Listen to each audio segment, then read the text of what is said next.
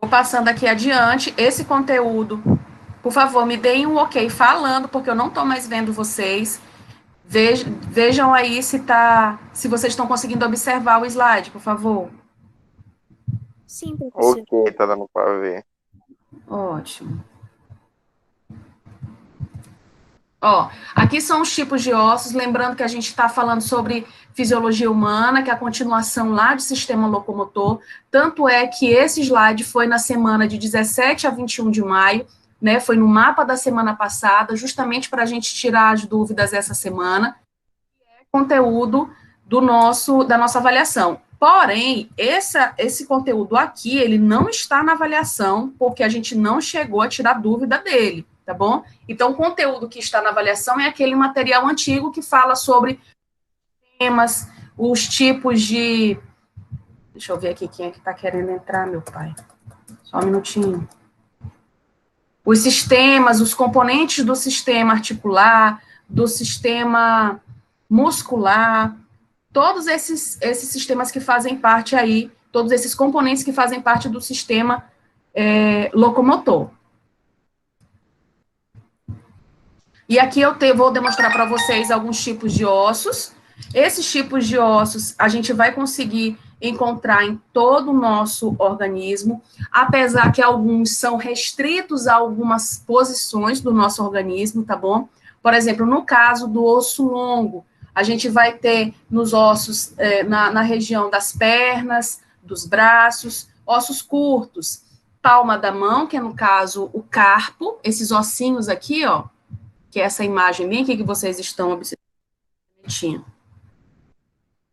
Pronto. Esse osso bem aqui que vocês estão observando, indicado como osso curto, a gente vai ter aqui na palma da mão. Então, são ossos do carpo, são cerca de 7 ossos, 7 ossos aqui na palma da mão. Então, não é um osso único, por isso que a gente tem essa capacidade de fazer esse movimento, né, da mão, de pegar. E isso facilitou muito a nossa evolução no quesito aí de adaptação. Deixa eu ver aqui que tem gente querendo entrar. Permitiu.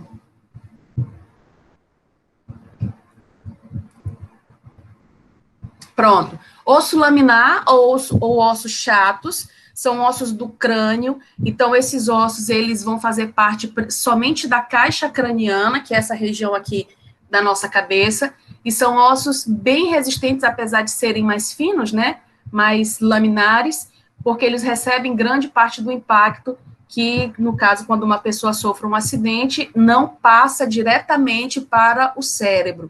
Lembrando que quando um exemplo de acidentes que pode acontecer, você caiu, bateu a cabeça, ou até mesmo esportes, como é o caso do pugilismo, né, do boxe, a pessoa que pratica boxe durante muitos anos da vida, ela pode desenvolver ao longo do tempo, né, bem mais, com bastante tempo de prática do esporte, ela pode desenvolver demência, como é o caso do Maguila, que é um ex-pugilista brasileiro, muito famoso, e ele tem mal de Parkinson e início de demência. Por quê? Porque tanto baque na cabeça, na região do crânio, afetou a região do cérebro. Então, o osso, ele é resistente, mas ele não é, assim, né, tão resistente a ponto de estar levando pancada todo dia, tá bom? Ossos irregulares, a gente tem aí representando a coluna vertebral, então isso aqui é um osso da coluna, aqui dentro passa a medula óssea. Aí eu vou fazer uma pergunta para vocês. Vocês já comeram tutano de boi? Aquele negócio que fica dentro do osso? Já. É gostoso? Eu particularmente gosto. Então, essa parte do tutano nada mais é do que a medula do boi. Então, essa medula, ela vai passar através desses ossos bem aqui, deixa eu voltar para o slide, ela vai passar através desse osso que vai fazer a proteção, ó, fica bem aqui no meio, tá bom? E esse osso, ele serve para proteger essa medula. No nosso caso, a gente também tem, claro, todo osso tem medula, tá, gente? Porém, a medula que fica bem aqui na região das vértebras é a medula espinhal, que vai permitir essa passagem de sinapses, né, de informações do nosso cérebro para o corpo, para o restante do corpo, informações do corpo para o cérebro. Então, tudo é muito, muito rápido. Bate o pé, logo você sente dor. Imediatamente você sente dor, porque a medula carrega esses sinais, tá bom? Isso tem nervos sensitivos, neurônios, todo um conjunto de células e estruturas que fazem esse processo de carregar informação. Aí tem o osso pneumático, que é um ossinho que a gente tem bem aqui na região da frontal, né? Nessa parte aqui meio que da testa, que tem uma região aqui assim de ó. Então, ela acaba realmente amortecendo o impacto, como eu já falei aqui do osso laminar, e tem o osso sesamoide. Se vocês estiverem sentados, ou com a perna relaxada, assim, em cima de uma cadeira, em cima do sofá, peguem no joelho de vocês, tem um ossinho, e eu quero que vocês, tipo, peguem assim, né? Tentem um pouquinho, tá, gente? Não é muito não, que senão vai doer. Bota assim pro do joelho de vocês, desse ossinho redondo que tem no joelho de vocês. Vejam se vocês conseguem achar ele aí.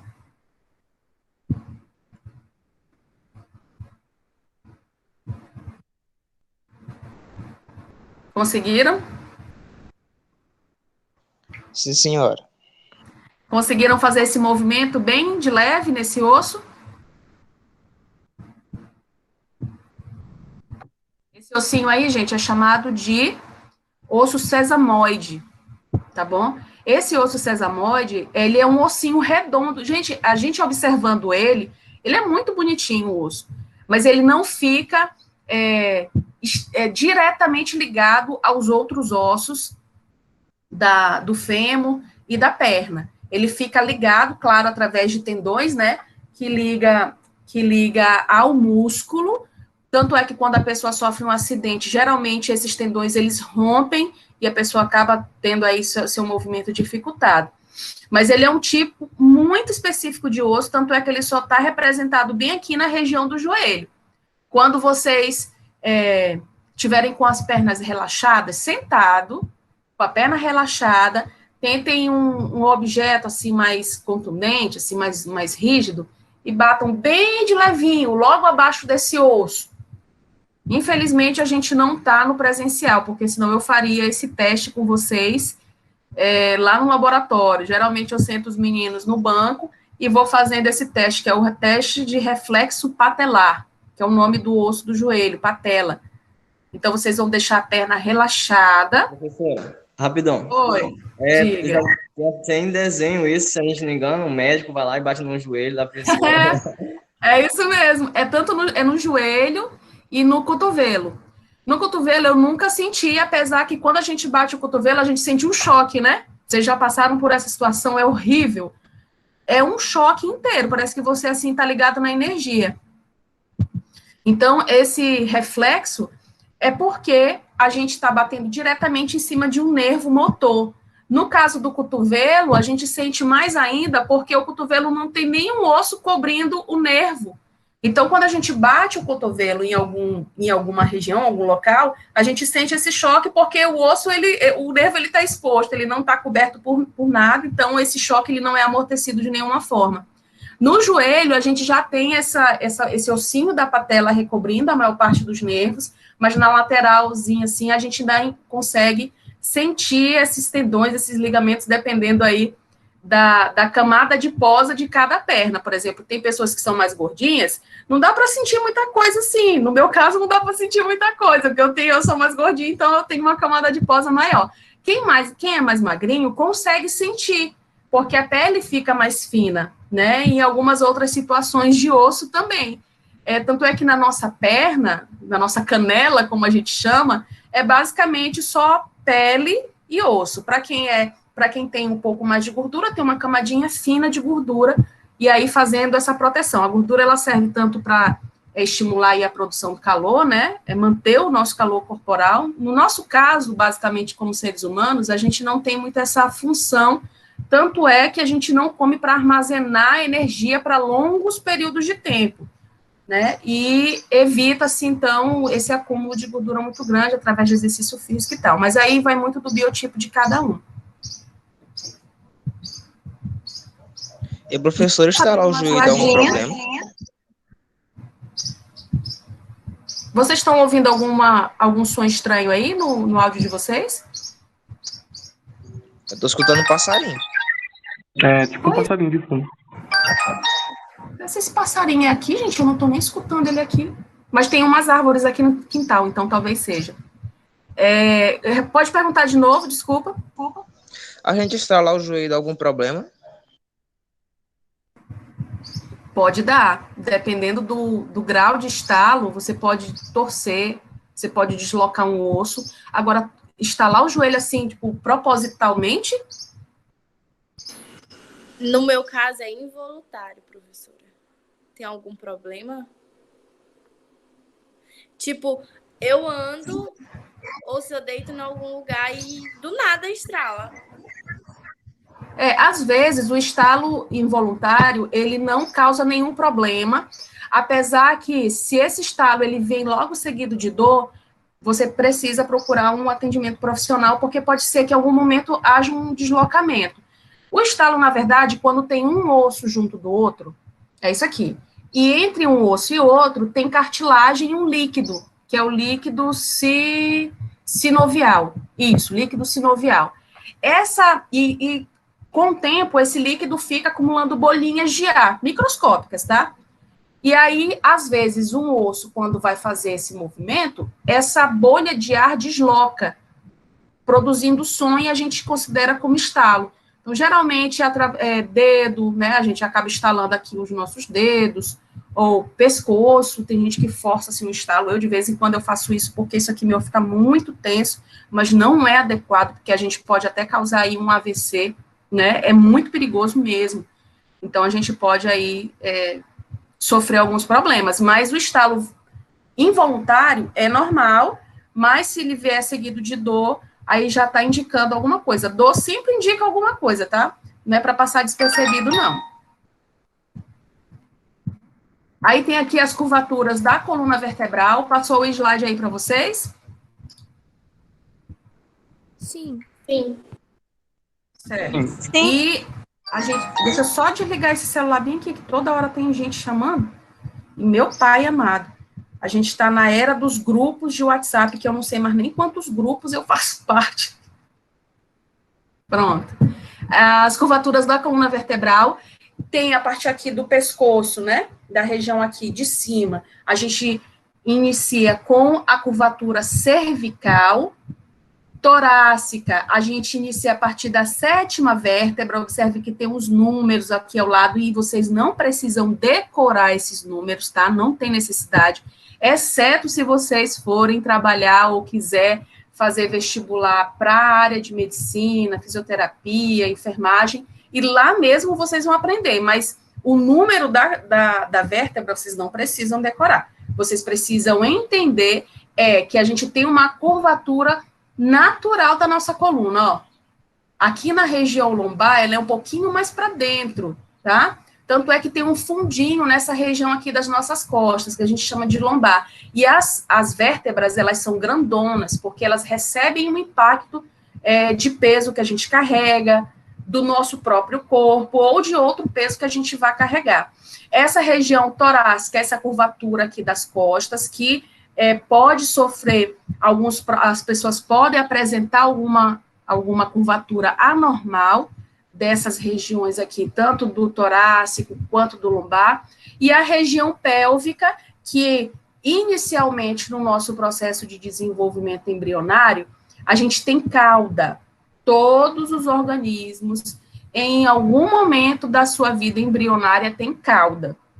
E é isso que nos liga aí através da evolução com outros animais. Só que ao longo do nosso desenvolvimento dentro do útero materno, essa cauda ela vai sendo destruída, vai sendo degenerada, vai regredindo, e aí ela se transforma bem aqui, ó, nesses ossinhos do cóccix, que é o ossinho que a gente quase não liga muito, mas que se você cai sentado, dói muito, e se você quebrar esse ossinho bem aqui, você não vai poder sentar durante um bom tempo, porque vai precisar cicatrizar essa região desse osso, tá? Então, você vai precisar deitar de barriga para baixo, vai precisar deitar na lateral, mas em momento algum, no momento que você queira descansar, você não vai poder descansar dessa forma que a gente está sentado.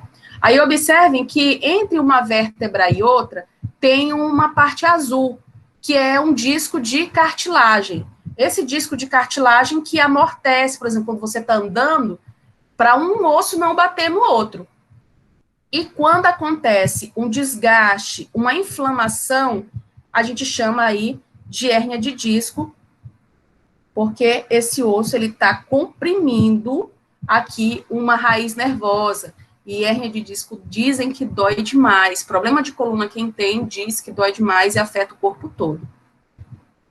Bico de papagaio, vocês já ouviram falar nesse termo? Bico de papagaio como doença?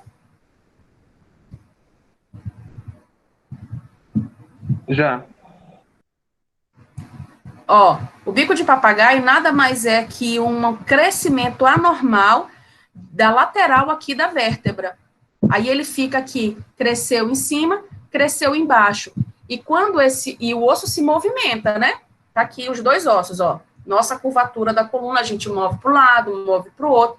E no momento que esses dois ossos estão se movimentando, um osso bate no outro, e não é para bater, causando dor. Aí aqui tem um raio-x, ó, indicando um bico de papagaio bem aqui, mas essa pessoa aqui, ela tá uma situação bem ruim. Porque, ó, tem 1, 2, 3, 4. 4 bicos de papagaio numa coluna só é muita dor para uma pessoa. Então, esse tipo de... é uma doença... Oi. Professora, esses problemas na coluna vertebral, eles acontecem por culpa da gente mesmo, no sentido de, eu me movimento da forma errada, eu me sento da forma errada, ou se desenvolve mesmo involuntariamente, de pessoa para pessoa? Pode ser os dois fatores.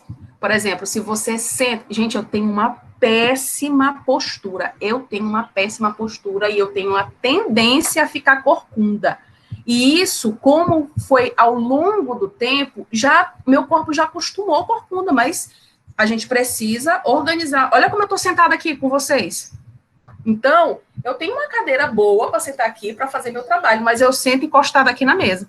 Então, é um hábito errado que a gente vai desenvolvendo ao longo da vida, e isso se torna rotina, e o nosso corpo se acostuma. Mas pode ser também uma questão hereditária. Pode ser que a pessoa já carregue uma predisposição para desenvolver. Pode ser, não é nem hereditário, porque quando a gente fala hereditário, é que todas as gerações vão ter. É uma característica que pode ser hereditária. Então, a gente fala assim, é genético. Beleza, tá nos genes uma informação, não quer dizer que você vá desenvolver aquilo. Quando você fala hereditário, quer dizer que sempre passa de pai para filho, de mãe para filho, tá? Então, às vezes a pessoa tem a predisposição a desenvolver e não desenvolve por conta de trabalhos posturais, quando a gente está falando especificamente de osso, mas é uma questão mesmo de postura, de você sentar corretamente, se abaixar corretamente, deitar corretamente, tudo corretamente. Só que a gente não faz isso. Então, às vezes, a gente deita no sofá tudo torto, a gente está assistindo aula tudo torto, a professora está dando aula toda torta. Então, tudo é uma questão mesmo de você se policiar. Quando isso já começa a afetar e você começa a sentir dor, é que você vai procurar um especialista. Geralmente é um fisioterapeuta, primeiro ortopedista e depois fisioterapeuta, para casos que precise fazer uma readequação na postura. Aí é exercício mesmo, fisioterapêutico, travesseiro do tamanho correto, não é aquele travesseiro enorme que você deita com a cabeça praticamente assim, não é aquele travesseirinho tão raso também, que você praticamente está sem. Então, tem uma série de questões aí que pode afetar, tá bom? Então, a gente pode desenvolver ao longo do tempo, ou pode já nascer com aquela predisposição e desenvolver mesmo que você tenha bons hábitos. Isso vai depender muito de organismo para organismo, tá? Aí, ó, as curvaturas da coluna, tem aí alguns problemas que esses são os mais conhecidos. No caso, a escoliose é uma curvatura em forma de S da coluna vertebral, mais aqui nessa parte da coluna, deixa eu lembrar, torácica, esqueci, isso, mas na região torácica. Então, vem trazendo aqui, ó, e faz uma curvatura e a pessoa fica meio tensa, né, fica meio torta. Dependendo do grau de escoliose, você tem que usar é como se fosse um colete, para reorganizar a sua coluna na posição correta e fazer exercícios de fisioterapia ali concomitantemente. Cifose, que isso aqui é aquela corcundinha básica que eu me policio a vida inteira, mas que é uma coisa assim que o meu corpo já acostumou, infelizmente, por conta de má postura mesmo, por conta de forma que eu me sentava a vida toda, de forma que eu ficava descansando a vida toda. E é uma característica que, por exemplo, não é apresentado na minha família, né? Só respondendo a resposta anterior. Então, não é uma característica hereditária, mas pode ser que em algum momento ali, em algum gene da minha família, tenha aí uma predisposição genética e eu acabei sendo a felizarda e tive aí esse problema. Mas aí é uma questão que realmente tem que ser feito um trabalho com ortopedista e com fisioterapia, colchão adequado, às vezes até roupa também, dependendo da roupa que você esteja utilizando, no caso das mulheres, pode afetar também. Se a mulher tem o seio muito grande, isso pode afetar, ela fica mais curvado. Se no momento da adolescência, a menina fica querendo assim, meio tá desenvolvendo a mama e ela fica mais tímida e ela acaba querendo, né, esconder que está criando o seio, isso pode permanecer ao longo da vida. E a lordose, gente, é aquela pessoa que é chamada de selada. Vocês já ouviram falar esse termo? Ah, fulano é selado. Já. Pois é. Então, essa característica é aquela pessoa que é extremamente, já é o oposto da cifose. Cifose é corcunda e a lordose, ela é assim, né? É aquele mal das meninas que tira selfie, que se quebra toda para trás. Oi. Eu tenho uma curiosidade. Não sei se a senhora já Diga. Tipo, tem algumas pessoas que eles têm, tipo, aqui no pescoço, um gandozinho, assim, uma elevação, assim, um pouco alta. Tem a ver com algum problema de coluna ou algo do tipo? Sim, sim. Quando a pessoa ela tem início de cifose, essa região aqui, né, que tu fala, bem aqui, ó. Bem na nuca, abaixo da nuca. Isso mesmo. Por exemplo, quando a gente senta assim, ó, do jeito que eu tô sentada, você pode ver que a sua coluna, ela vai fazer um nó bem aqui.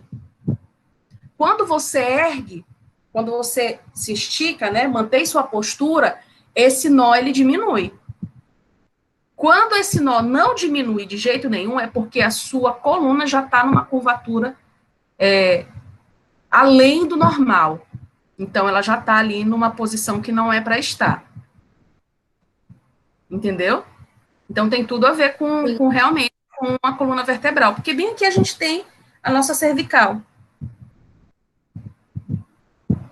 Pessoal, eu vou desligar aqui rapidinho, só porque eu preciso desligar aqui um computador. Um segundo, tá? Já volto. Enquanto isso, vocês vão dando uma olhadinha nesse material.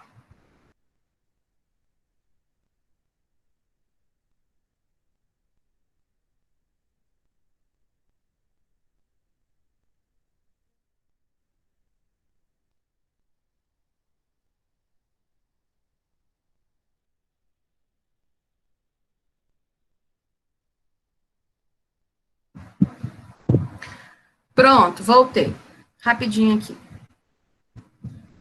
E aí tem a estrutura do osso. Gente, osso é uma estrutura viva. Algumas pessoas pensam que osso não tem vida nenhuma, não tem célula, é só um monte de cálcio, é só um monte de sais minerais, mas não, tá? A gente observa que o osso, ele é formado. O osso é uma estrutura viva, formada por cartilagem, ó. Essa pontinha aqui do osso, de todo o osso, na verdade, tem cartilagem, tá? E ele tem uma estrutura que ele pode ser aquele osso mais compacto, ou ele pode ser um osso mais esponjoso. Quando a gente vai fazer, por exemplo, frango, não sei se vocês já prepararam frango, já tiveram que cortar, a coxa do frango, se vocês cortarem assim, vocês observem que ela é muito rígida, como todo osso, né? Mas ela, quando quebra, ela fica, tipo, lascando.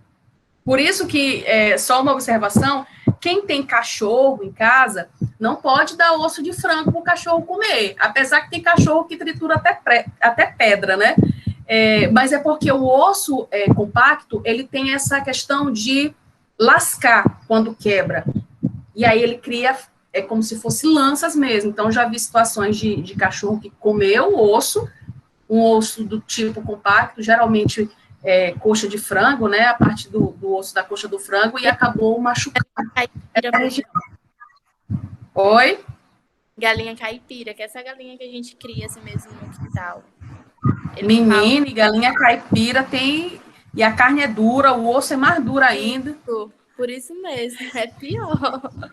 Pois é, menina, é porque ela é tratada assim na doida, né? Galinha criada assim. E vocês percebem que o sabor da galinha caipira é muito diferente da galinha de granja, por conta dos hormônios que na galinha de granja que na galinha caipira não tem. Eu, particularmente, eu não gosto muito de galinha caipira, porque quando eu trabalhava no interior, eu via as galinhas lá o povo chama de cintina, né?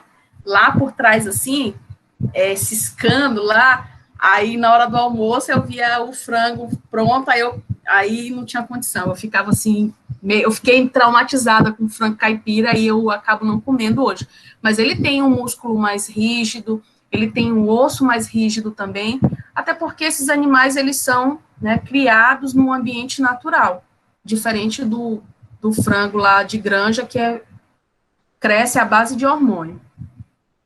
E aí, gente, a gente tem aí a parte da medula, passando por dentro do osso. Essa medula amarela, que no caso é o tutano do boi, que eu perguntei logo no início, ela é riquíssima em gordura.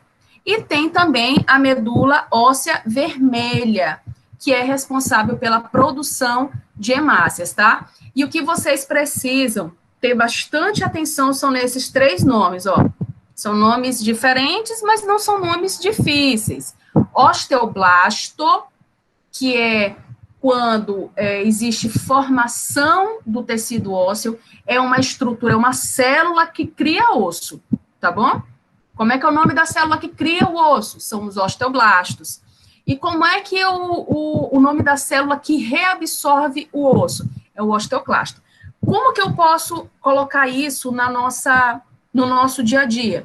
Alguém daí de vocês usa aparelho dentário?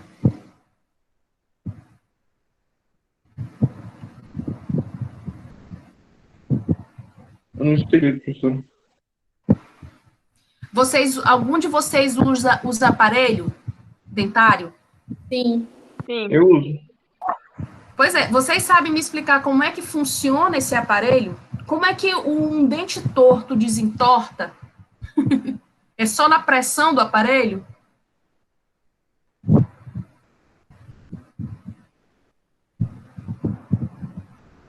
Vocês nunca pesquisaram a respeito? Vocês fazem a manutenção certinha? Já perceberam melhora na dentição de vocês? Ou ainda está muito recente? Me digam aí com Meio aparelho.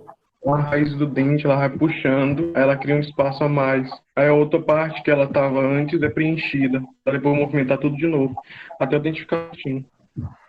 Certo. Aí eu pergunto para vocês: dente é osso? Ou não?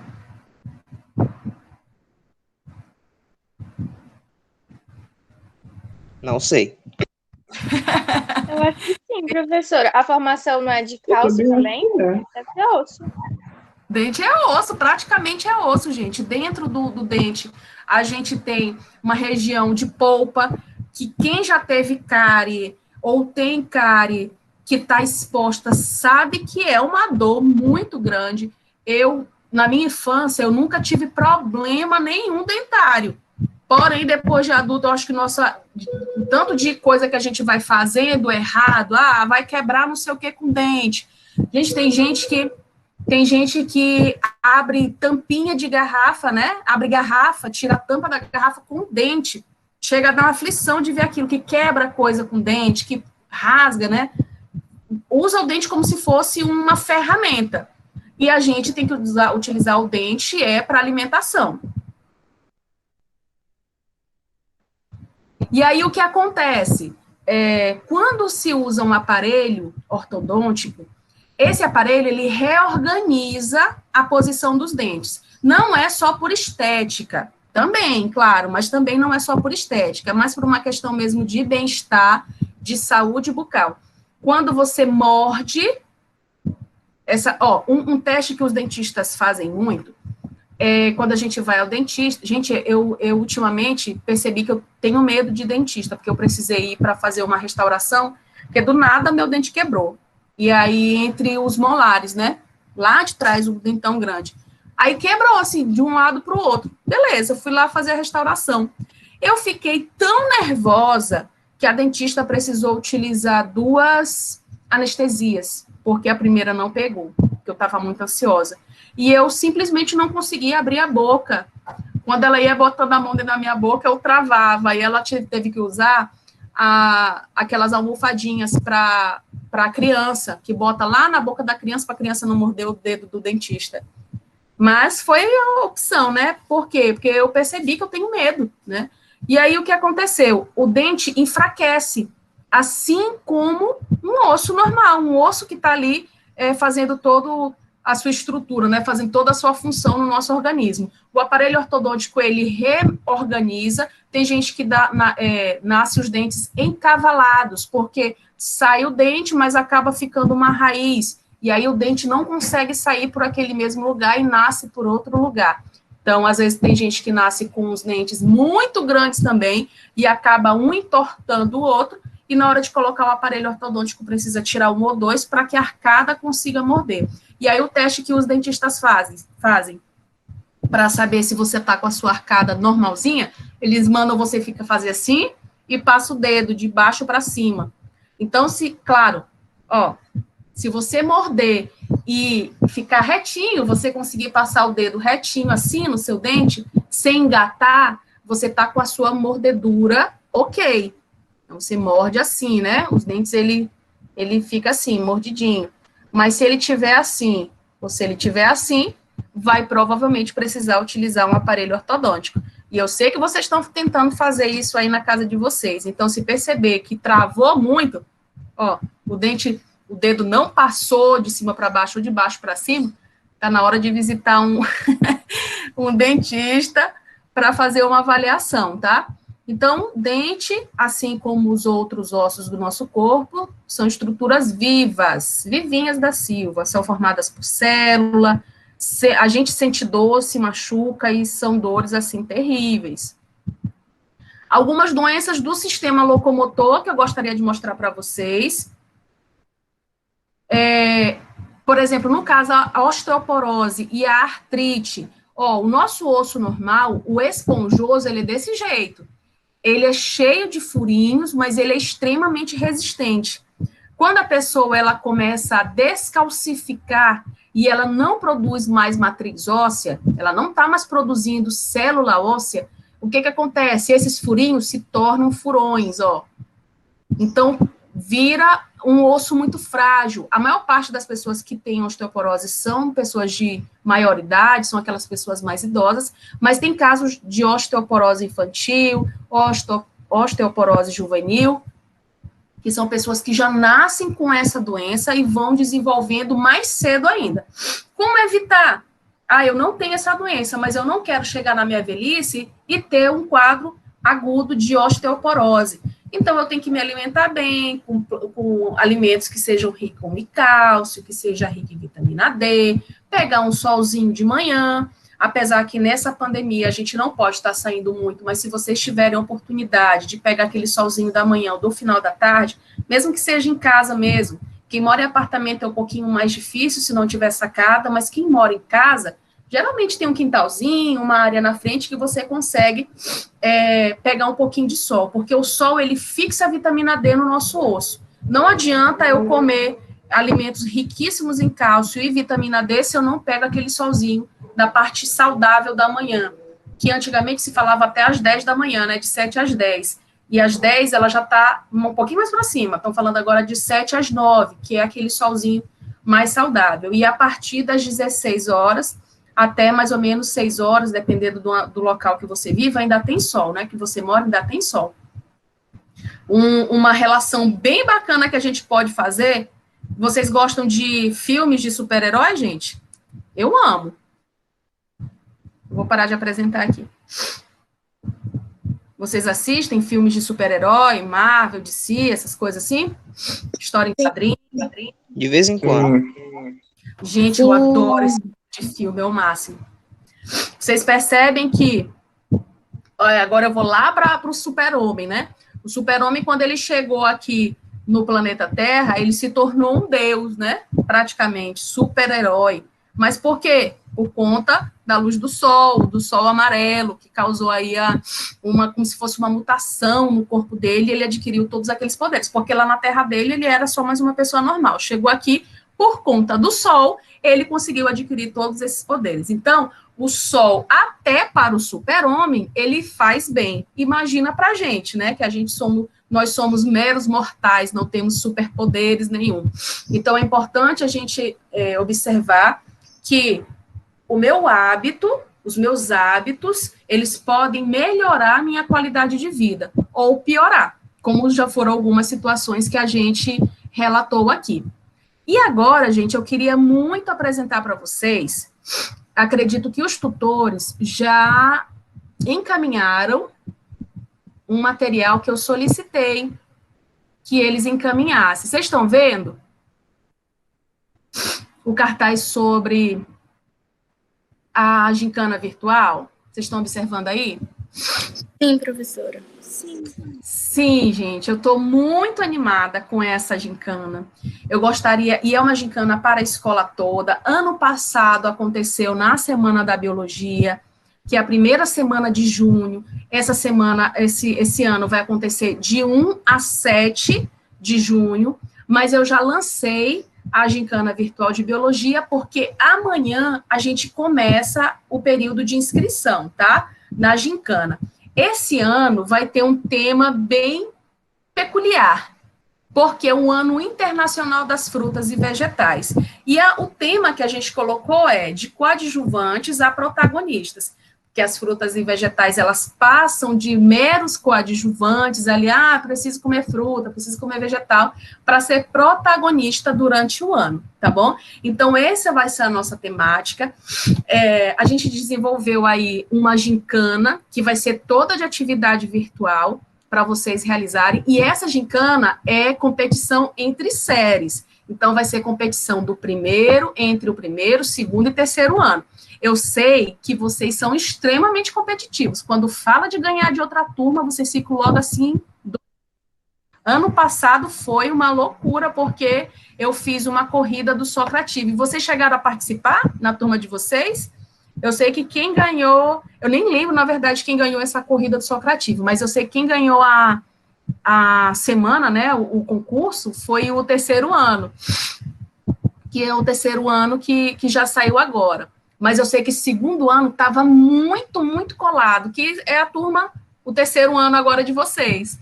Então, eu queria convidá-los a participar. Essa atividade, convidá-los de uma forma meio que vocês têm que participar, porque é uma atividade avaliativa, apesar de ser uma atividade mais dinâmica, mais descontraída, ela vai ser uma atividade avaliativa, tá bom, de biologia. Então, a nota de vocês vai ser de acordo com a participação na gincana. Então, basta vocês participarem de uma forma bem leve, não precisa ser nada muito rígido, o importante é participar da atividade. E ela vai ter algumas provas bem legais. Por exemplo, a temática toda é voltada para essa parte de frutas e vegetais. E o que vocês precisam fazer primeiro? Vai ter a turma do primeiro ano. Quem são os representantes da equipe do primeiro ano? Vão ser os 4 líderes do primeiro ano, tá? Quem vão ser os representantes da equipe do terceiro ano? Os 4 líderes do terceiro ano. E o que vocês têm que fazer? Para a equipe do terceiro ano, vocês têm logo que fazer a escolha do nome de uma fruta ou vegetal que vocês gostem, que vocês escolham entre si, para representar a turma de vocês. E essa fruta, vegetal ou vegetal além de ser uma fruta, vai nortear essas provas. Por exemplo, na prova 1, descoberta científica das frutas e vegetais. Eu enviei o regulamento, então tem tudo lá, mas eu posso tirar a dúvida de acordo quando elas forem surgindo, tá? Então, vocês vão ter que fazer uma descoberta, um GIF, um vídeo curto, falando sobre o nome da fruta que representa a equipe de vocês. Eu quero falar, minha equipe vai ser a equipe Jussara. Então, vai ser uma descoberta científica, um vídeo interessante, um meme, um GIF sobre Jussara, certo? Então, tudo vai ser norteado pelo nome da equipe de vocês. Show de talento, pais e filhos, botei pais e filhos, mas pode ser qualquer pessoa da família, fiquem inteiramente à vontade para fazer isso, e todas têm uma data específica para ser enviada. Concurso de culinária, quem gosta de cozinhar vai poder participar também. Momento Frutifixe, que é o momento de tirar fotos. Ano passado a gente teve o concurso de fotografia, que foi perfeito, aquele concurso de fotografia. Eu, até hoje, eu sinto encantada com tantas fotos lindas. E esse ano não poderia deixar de acontecer, só que agora também vai trazer aí a beleza das frutas e vegetais que vocês cultivam em casa. Por exemplo, aqui no meu quintal tem um pé de ata. Gente, é cada ata gigante. Então, eu posso chegar lá no meu pé de ata e fazer uma selfie com o meu pé de ata. Pronto. E aí, a foto mais votada, vai ter uma equipe de julgadores, que vão ser os professores da área de ciências da natureza e matemática, vão julgar essas fotos, esses vídeos, vai ter uma votação para que a gente veja aí quem são os ganhadores de cada prova. E no dia 7, então, vamos ter a divulgação de qual equipe ganhou a gincana. Então, vai ser a nota da V2 de vocês, de biologia, e dependendo se a equipe do terceiro ano ganhar, vocês vão ter um ponto adicionado na AV3 de cada disciplina, física, química e matemática, certo? Entendido? Mas tudo isso está escrito lá no nosso regulamento, e eu gostaria muito da participação do terceiro ano, que eu amo tanto, e que eu estou vendo assim meio xoxinho, meio triste, meio desmotivado. E entendam que esse momento vai passar e que a gente está fazendo o possível para que vocês não se desmotivem. Vocês são o gás dos professores, não esqueçam disso. Se vocês não botam esse gás na gente, a gente também fica desmotivado. Então, vocês são a nossa inspiração e tudo que a gente faz é para vocês, tá bom? Gostaria muito que vocês participassem. Qualquer coisa, tirem dúvida no meu WhatsApp, que eu estarei à disposição. Quem está organizando sou eu, a professora Wanda, mas toda a equipe da área de exatas vai estar envolvida como julgadores, como colaboradores. Tá bom, meus amores? E aí, leiam lá o edital, juntem logo a equipe aí dos líderes, porque quanto antes vocês escolherem o nome, na hora que amanhã eu vou liberar o Google Forms, tá? Para vocês colocarem o nome da equipe de vocês. Quem primeiro mandar o nome da fruta, fica com aquela fruta. Quem mandar depois vai ter que escolher uma outra. Tá bom? Entendido?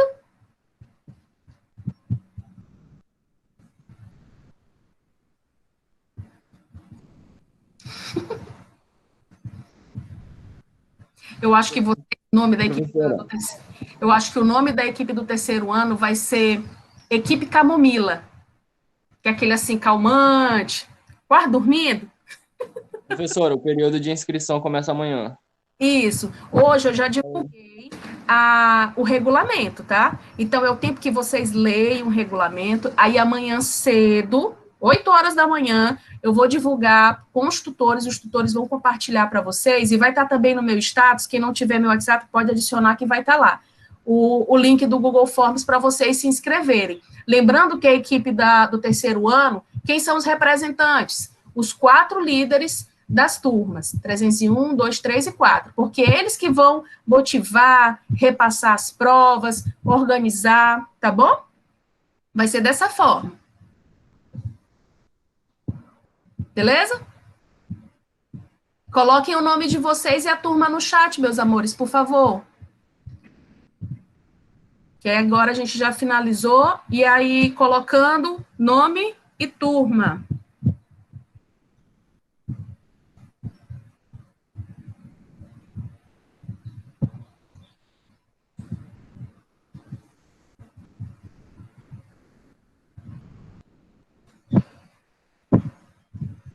Aí, assim que vocês forem colocando, beijos, abraços. E qualquer dúvida, estou à disposição.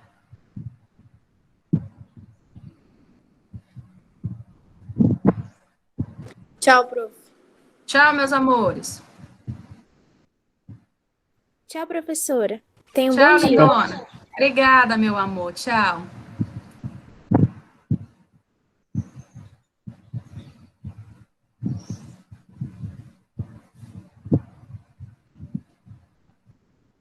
Tchau, professora.